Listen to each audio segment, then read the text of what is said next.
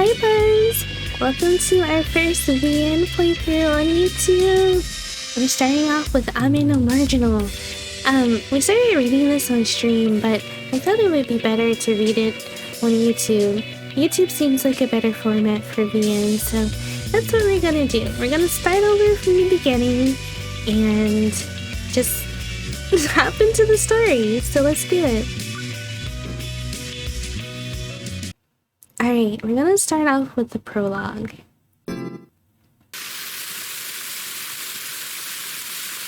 Rain. Falling from a white sky, small drops of water, raindrops.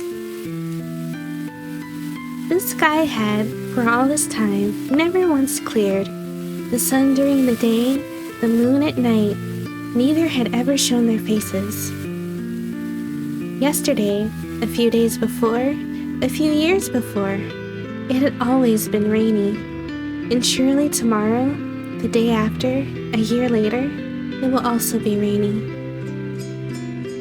Something that would never stop.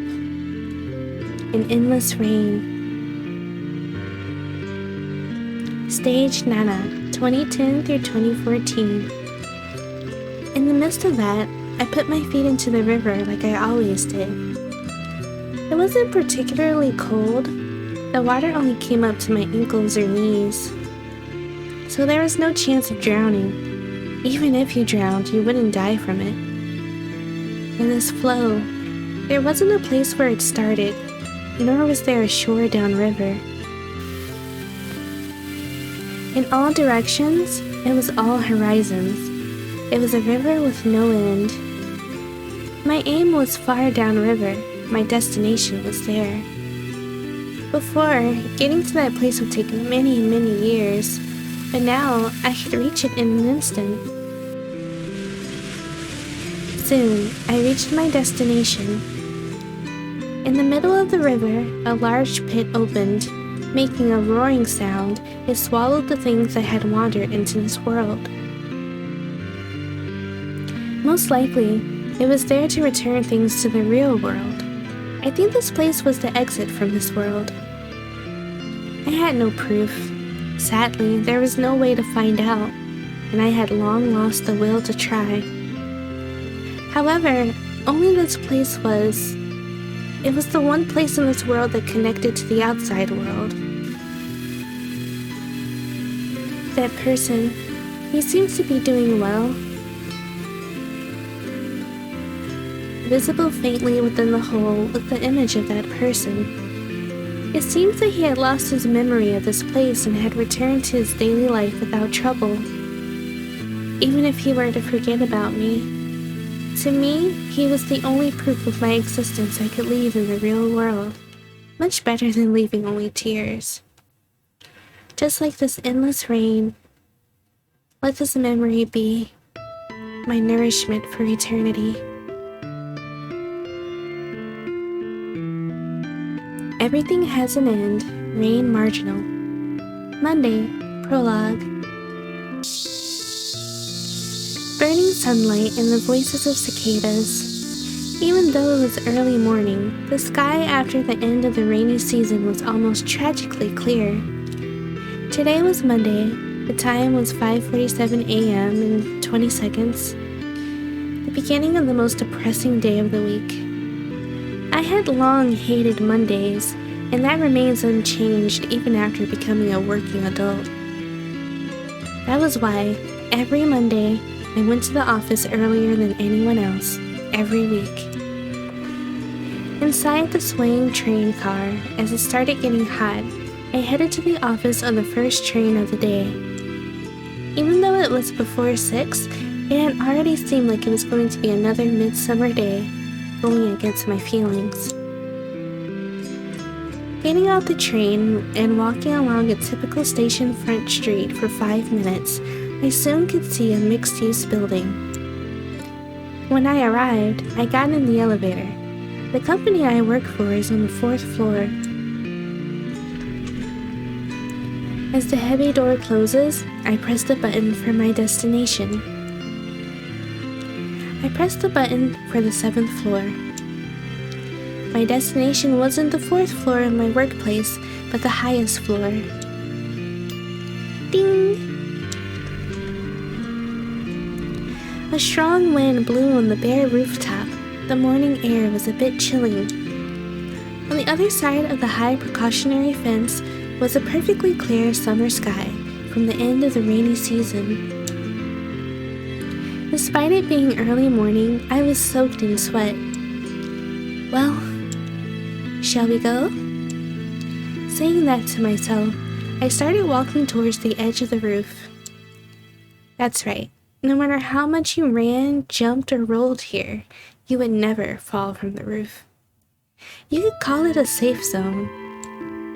A fence that prevented falling, prevented suicide, devoted itself to defending against that. Saying, I won't let you die.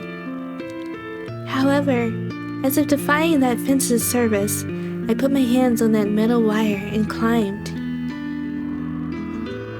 I finished climbing the fence, accompanied by its rattling sound, and put my feet on the mere 30 centimeters worth of space on the other side. Obviously, this meant there was nothing in my way. At this point, I was no longer within the safe zone. Forget about running. If I so much as lost my balance slightly, I would easily fall to the ground. If I jumped from here, I'd definitely die. Falling from the 7th floor, it was only natural to die. Anyone who could survive that could only be counted as lucky. Sadly, my luck was only that of an average person. So, well, it was almost certain I'd die. Just one more step, but simply stepping forward. With just that, everything would end. The job I hated, the depressing Monday, I'd be free of them. But I couldn't do it.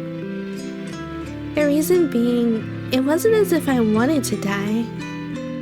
Then I should turn right around and return to the safety within the fence, right? But there too was hesitation. Because even though I did not want to die, I also did not want to live. It'd be wrong to say they were the same. To want to die and to not want to live, they were not the same. Similar, but not equal. Even if I were tired of living, I hadn't yet lived long enough to want to die. It was simply that there were mostly painful things, sad things, and living had become stained with distaste. While I was a student, things were still fine. Even if there were bad things or painful things, I could see what the cause was. No matter how much it bothered me, if I knew the cause, then I just had to overcome it. Even if I couldn't overcome it, there was hope. Maybe someday, I could even look forward. But now that I was an adult, things were different. There weren't clear causes or reasons. There were too many things where no one or nothing was at fault. I learned that this world, that reality, was full of things that can't be helped. Those small pains would, like body blows in boxing, slowly, steadily build up. I guess it's enough. With a light exhale, I once again started climbing the fence. I looked at my watch. It was 6:50 a.m., around the time that people would start coming. Without wanting to die, but climbing the fence like this, an observer would probably think that it were a meaningless act. However, to me, there was a little bit of meaning.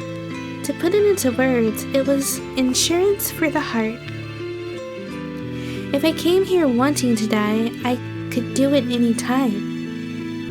It was a way to reconfirm that, and a way to maintain my heart's peace. It was a ritual to let out the damage accumulated from the numerous body blows during the day, before I was KO'd.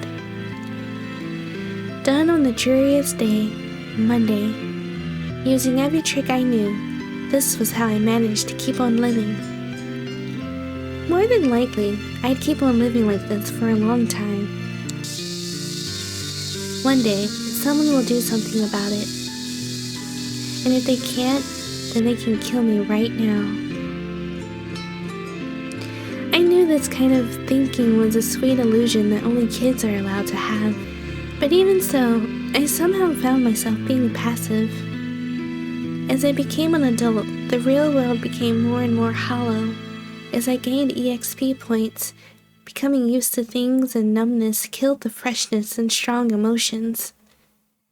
Originally, time was supposed to be fair to all, but it was getting thinner. I'm not really sure myself.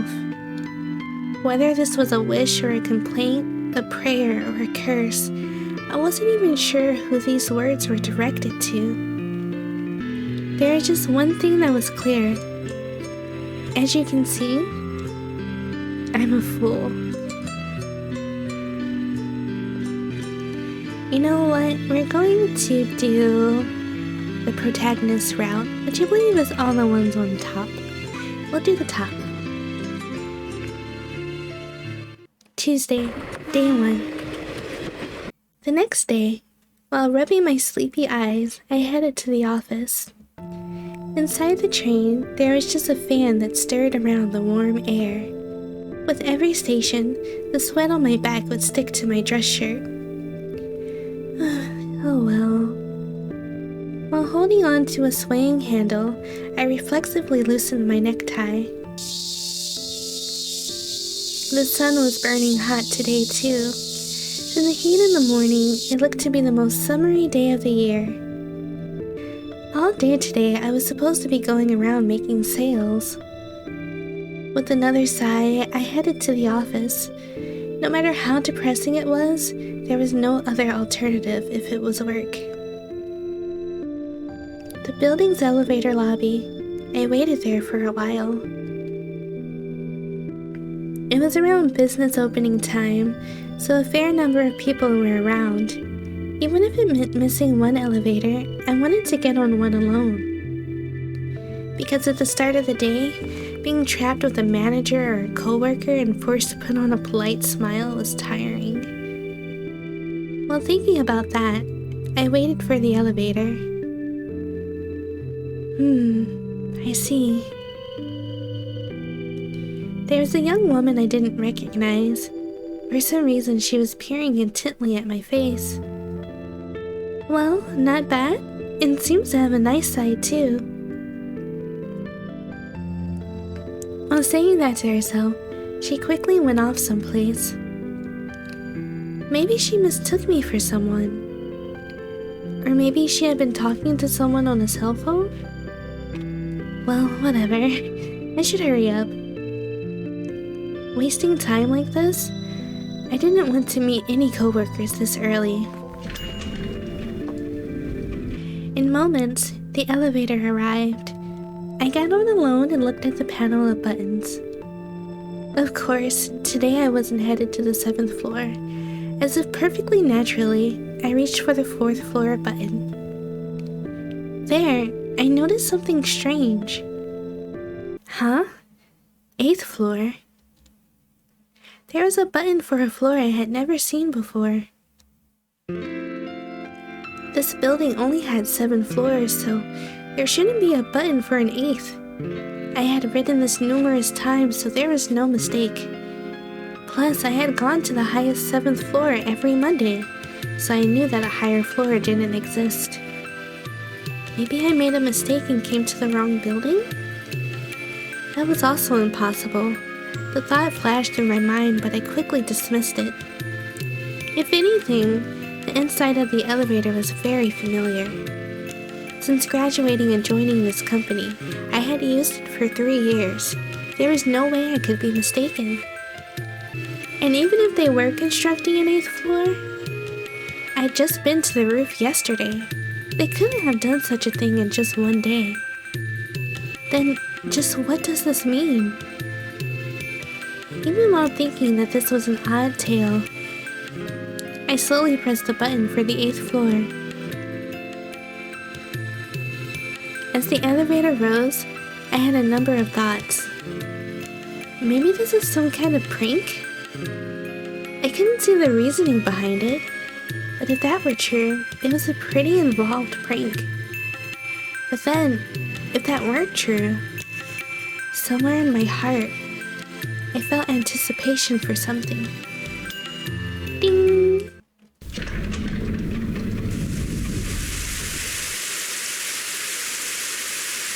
Rain? The first thing I could hear was the sound of rain. The first thing I could see was just whiteness. More importantly, just where was this? I thought for a moment that I was on the roof, but that was impossible. Just before, I'd been under a blazing summer sky. All I could see were white skies and flagstones, and thanks to the haze from the rain, I couldn't see very far. Even though I had just gotten on the elevator to my office. Wait, the elevators! I realized there. I turned around. The elevator I just exited had disappeared. Reflexively, I looked around the area, but the same scene spread before me everywhere. Even when I strained my eyes, peering beyond the rain haze, all I could see was a faint white horizon. I have no idea. Already, this was beyond the realm of my comprehension. No, not just me personally. Anyone in this situation would be the same. I tried to think as calmly as I could, as realistically and objectively as possible. There were only two things I could think of. This is a dream. But it felt too real to be a dream. The scene in front of me, the feel of the rain on my skin. Then perhaps this is the afterlife? But even assuming this was the afterlife, I had absolutely no memory of when I died. But maybe that was just how it worked. I had certainly stepped into the elevator, so there was the chance I had an accident there. Maybe this was how it feels to die before you realized it. But, well, I don't really mind that. Even assuming this was the afterlife, that's how I felt. It wasn't as if I wanted to die, but living had also been painful. Deliver me from that, please. Or if you couldn't, then kill me now. That was something I'd kept saying to myself every Monday. Looking up, I saw that pure white sky. It was unchanging, giving no indication that it would ever stop. It wasn't a downpour so much as a drizzle, but being in it constantly soaked me. At the least, let's go find a place to get out of the rain. I still had no idea where this was, but there was no point staying still. Taking off my tightly tied necktie, I began to walk into the rainy haze.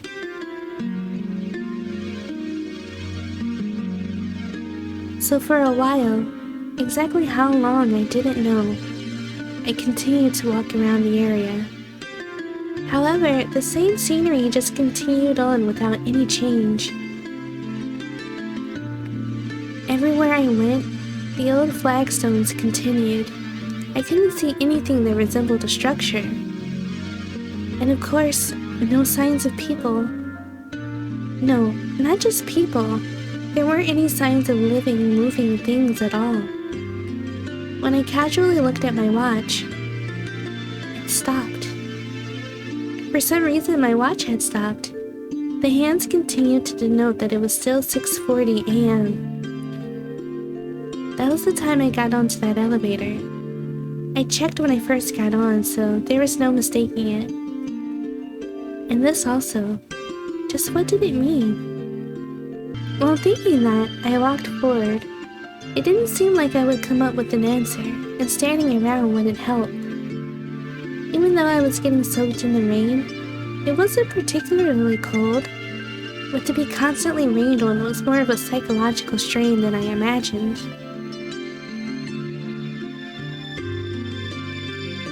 Eventually, after walking for a while, it was far, so I couldn't tell clearly, but I could see something through the rain haze. At least, from the time I'd started walking up to now, it was the first time I'd seen something that could be called a structure.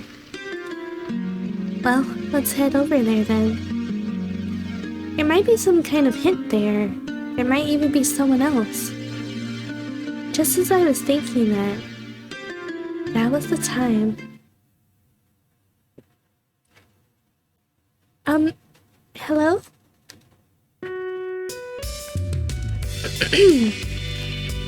Being spoken to all of a sudden, I spun around to find an unfamiliar little girl. She was facing me, looking a little embarrassed. Who are you? I'm Rain. Please call me Rain. Cheerfully, Rain or whatever bowed her head. She seemed quite young, around elementary school age perhaps. She didn't seem all that surprised at me. In fact, she seemed like a child, but she was somehow extremely calm. It felt like she was used to this mysterious place. But I couldn't help wondering why she was wearing just one shoe, with her other foot left bare. Her appearance was such a disconnect from this place, it made things feel even more unsettling. I'm just guessing, but you've just arrived, right? Eh? Yeah, that's right. Hold on, more importantly, what is this place? Explaining that would take a while. Take a while? Explain? For now, since we'll get wet, please come here. Hey! As if she didn't hear my voice, she ran off while making splashing sounds. I had no idea what she was. I stared at her back, wondering if I should be going with her. While at the same time, hey, if you don't hurry, you're gonna get soaked. Turning around, the girl, no, I believe she said Rain, energetically called to me. I didn't really feel any evil intent from her, even if there were tons of unanswered questions and doubts. Nothing could be done just standing here. Coming to that decision, I followed after her. I walked behind her until we arrived in front of a large building. Apparently, I'd seen it from quite a distance. There were a number of stone columns, and in the middle was a thing that looked like a bench. Despite there having been no man-made things or anything other than the aged flagstones up until now, to see fragments of modern civilization in just this spot was also very odd. Phew, that was cold. Brushing off the rain, clinging to her, she stood next to the old bench and bus stop signs. Apparently only this place had bits of civilization and some small traces of someone living here. Oh, I forgot! I left the laundry out to dry! Saying that, she hurriedly went to grab the laundry-like clothing. There was a rope skillfully strung between the two bus stop signs. Apparently she'd been drying clothes there. Dear me, why is it only at a time like this that I have to hang out my underwear? She blushed heavily at the uncharacteristically flashy underwear, and looking closer, there seemed to be things resembling books of manga beyond her. Why did this one spot have pieces of modern life? I couldn't even imagine the reason. However, there was something that held my attention even more. I thought that there might be the chance other people were around. Hey, can it be that you're alone? Eh? Ah, yes. Once in a while someone comes through, but basically it's just me. And also the only place you don't get wet from the rain, that is, the only place with a roof, is here. I see. Most likely it wasn't a lie, but the honest truth. I couldn't think of how lying to me would benefit her, and the girl in front of me didn't seem to be that kind of person. Plus, before coming here, I had walked around on my own and couldn't see anything resembling a building or traces of people. That meant that the only ones here were the girl and myself? And just what was this place? I thought it was a dream at first, but decided against that. It all felt too real, a place I had never seen before, with an unfamiliar girl now appearing before me. It was too much to be a dream. And that left just one answer. Then this is the world you go to after you die? The world after you die? You mean the afterlife? Yeah, even I think it's a bit unrealistic, but I can't think of anything else. Even if this is where you go when you die, I have no memory whatsoever of dying. But that might just be how that worked. I suppose from what was going on before I came here, I probably died in an elevator accident. I don't really want to imagine what my real body looks like now. Flattened from falling a long distance or torn to pieces? As I dazedly pondered that, the girl slowly opened her mouth. I don't really know, but I don't think so. No? Then this is the real world? That's a bit off too. Oh, you've got just the right thing for this. Saying that, she pointed at my wristwatch.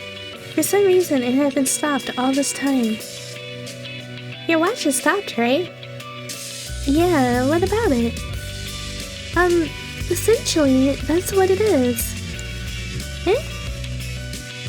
This place, you see, is a place where time has stopped. Time has stopped? Yes, this place is a completely different place from the real world. A place where time stands still. I don't get it. More like I understand what the words themselves mean, but not their content.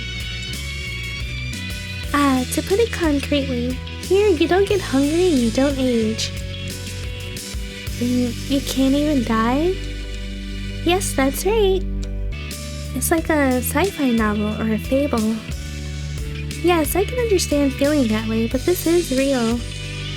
Even hearing that, I can't exactly just go, oh, okay. But at the same time, I couldn't deny everything, even if I think it's all unscientific. If nothing else, the scene spread in front of me, the things surrounding how I came here were all real. If I were to believe this girl's words, then this place is like a room for a soul and time. So like in Dragon Ball, a separate dimension where one day became 1 year. But wait, you went to that one willingly, so it's different, right? I had just arrived here before I knew it. Then this is like the Manuega, a place that appears to lost travelers? And you here, sorry, me, you're like the master? It's not like I'm some kind of spirit or monster, you know? Oh no, I meant that as an example. I still didn't understand the conditions or how I managed to come in. But essentially, this place seemed to be another dimension, separate from the real world. Also, if you want to go back to the real world, you can go back at any time. Huh? I can go back any time? That was unexpected. I didn't think that's how stuff like this worked. Like, once you enter, you can never leave, or at least it would be really difficult to. And yet, the girl before me was saying how easy it was to go back. Then, why don't we go and see for a bit? Ah, hey, wait! Before I could speak, she quickly jumped outside. She'd been like that earlier. Lively, you might say, or at least unable to sit still. Oh well, let's go take a look. Unchanging, the rain continued to fall. Falling from the white sky, it formed little drops and struck my body. Under that sky, I followed behind the girl. Splashing sounds of water rose up from the wet ground. It was like a drizzle, so you didn't get drenched, but you would get a bit wet.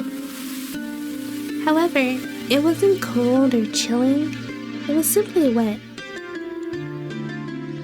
I thought it was around here. What's wrong? You've been peering around for a while. Yes, it's usually supposed to appear around here. Appear? What will? Why, the entryway to the real world, of course. entryway? She never failed to say things that were incomprehensible. While thinking that and walking around a bit. Ah, look, you can see it. At this distance, even I could see what she was talking about. Beyond the rainy mist, there was a small, box-like structure. Could that be an elevator? Though for some reason the exterior had become an aged stone structure. On closer examination, I saw marks of what appeared to be elevator parts in various places. You could almost believe that it had grown suddenly out of a rooftop. I don't really understand it, but you came in from this, right? Yeah, that's right. Then you'd go back through it too. I see. That makes a certain kind of sense. It was certainly more natural than suddenly appearing out of an empty space or disappearing like smoke. But I see that recently the entryway's become this sort of thing now. Recently? Then it was different normally? Yes, up until now there was mostly sliding screens or doors. This time's different and a bit fun. Saying that, Reen smiled happily. Looking at her young features and that smile, I felt that she was an honest and good child. But from what she had said, there were a number of things that nagged at me. I probably was mistaken, but... So you don't know what an elevator is? Oh, I know. It's a thing you ride to go up and down, right? She stood up a bit straighter when she said this. Well, she described it a bit oddly, but she was correct. So, what will you do? Go back? I hesitated just a bit. It was true that I was dissatisfied with the real world.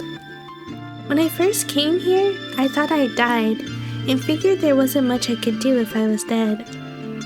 But if there was a choice... It was also odd to be asked if I wanted to reject that and stay here. Say, Reen, one question. Ah, yes? If I go back, would I be able to return here? No, it's apparently impossible. Well, that was natural. If that were true, this place would probably be full of people. Then there's some kind of time limit? If I go past that, I can't go back? I think for about 3 days it's fine. 3 days. Then there's no rush to go back. Staying here forever might turn out to be painful. Yet compared to the real world, it wasn't necessarily worse either. Then, for now, I'll leave off going back.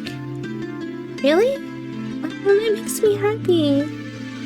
See, not many people come here, so it was lonely being here on my own. She faced me cheerfully and said that, well, it's only natural to feel lonely when you're all alone in a place like this.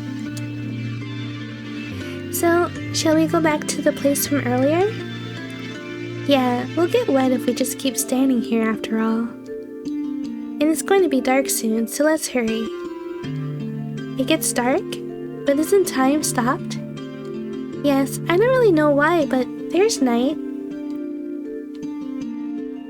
With that, Renine started walking quickly. As I watched her, I recalled something that had been nagging at me before. From what she had explained, time is stopped in this place. You don't get old or hungry or die. Also, she'd said people rarely came here, and she felt lonely being here on her own. Then she can't have been here since a long time ago, can she? That flashed in my mind suddenly, but I quickly squashed it. At the least, she knew what an elevator was. Her clothing was a bit strange, but it was obviously modern. Oh well, there's still time. There were a bunch of things that were hazy, but they'd probably become clearer eventually.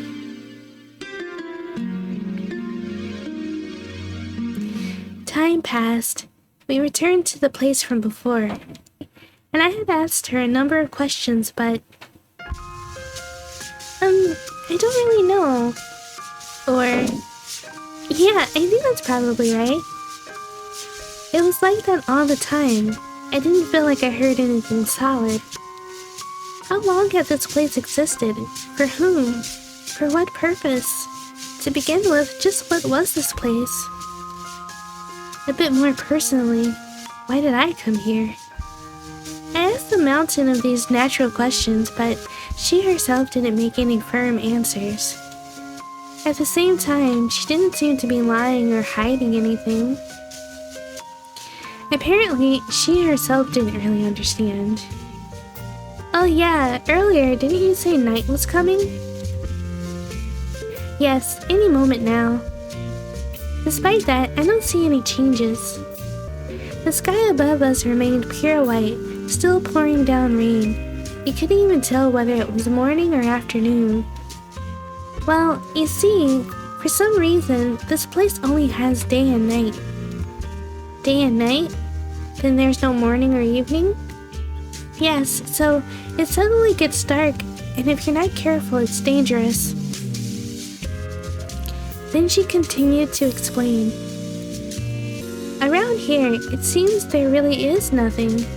Obviously, there were no man-made lights, but you also can't see the stars or moon. So at night, it becomes pitch black, and if you go too far from this place, it's apparently dangerous. I see. Certainly walking around in pitch black is dangerous. So that's why sleeping before night comes is best. Oh wait, there's no place to sleep but here. Saying that, she pointed at the bench we had been sitting on. Now that she mentioned it, there wasn't anything else usable in sight. I'm sorry that it's a bit narrow. Eh? Oh, don't worry about me. I'll just lie down and sleep around here. No, I'll curl up really tight and sleep really small. Somehow, two people can maybe... No way. No matter how you look at it, the bench is just for one person. And the floor hurts and it's cold. I'm fine. It's enough that I don't get wet from the rain. Since she was here first and I came later, looking at it that way, I could be called a freeloader. Moreover, from what I'd heard earlier, you don't get hungry here, nor sick, and apparently you don't die. So from that, I had a feeling it wasn't physically possible to be injured, or if you did get hurt, it would quickly heal. And there's nothing to worry about sleeping on the floor. And even if there's no other choice, sleeping on a bench like some homeless guy?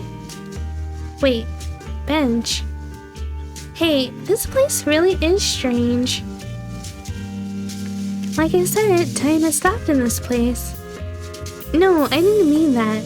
Why is it that this place has benches and bus stops? Exactly. Everything else was just aged stonework. Exactly. Everything else was just aged stonework. They were too out of place. Well, about that, sometimes what's wrong? Night is coming. With those words,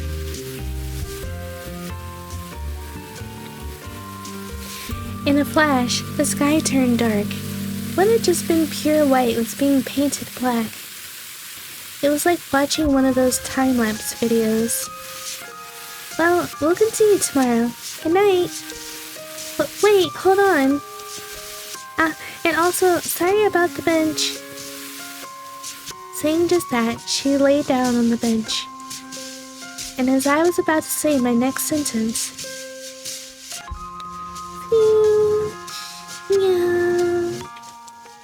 what? She's already asleep? That's a bit quick, even for a person who sleeps easily. While thinking that, I lay down helplessly next to the bench. And while feeling the cold, hard stone on my back, I quietly closed my eyes. Alright, Buns, so that was the prologue, and we read through the elevator chapter. I hope you all enjoyed this playthrough, read-through. I don't really know what to say. But next week we're going to read through the Rainy World chapter, and then we'll keep doing one chapter a week for now. Maybe I'll do more videos when I have time, but for now that will be the schedule. So if you like this video, please remember to leave a like. It helps me a lot. And if you leave a comment, I'll definitely be sure to respond and subscribe for more so you can always know when I upload a new video. So I'll see you all again next week.